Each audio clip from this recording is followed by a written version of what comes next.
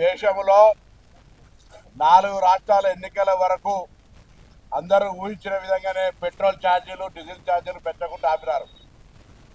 ఎన్నికలై ముఖ్యమంత్రి కూడా ప్రమాణం స్వీకారం చేయకముందే నరేంద్ర మోడీ ప్రభుత్వం దేశ ప్రజలకు, ముఖ్యంగా తెలంగాణ ప్రజలకు పెట్రోల్ డీజిల్ ధరలను పెంచి మరొకసారి అన్యాయం చేసింది.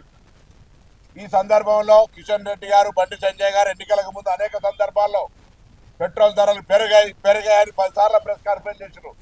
ఇవాళ నరేంద్ర మోడీ ప్రభుత్వం పెట్రోల్ ధరలు పెంచింది.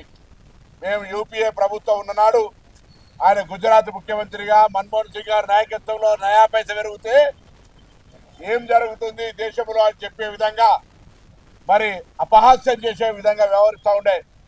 3 రోజుల హైదరాబాద్ పర్యటన నుంచి దేశ ప్రజలందరికీ డీజిల్ పెట్రోల్ తక్కువ వాడండి, నూనె తక్కువ తాగండి, బంగారం కొనొద్దంటే అప్పుడే అనుమానం వచ్చింది తప్పకుండా రేపు పొద్దున నడ్డు విలువ పోతా ఉన్నాడని.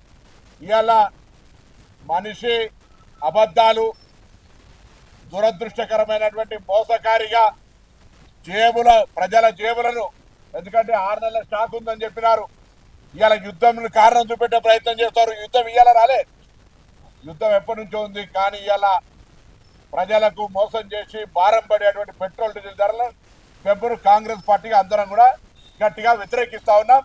భారతీయ జనతా పార్టీ స్పందించి జవాబు చెప్పి ముక్కు భూమికి రాయాలని కూడా డిమాండ్ చేస్తా ఉన్నాం. Subscribe us and press the bell icon for more interesting updates.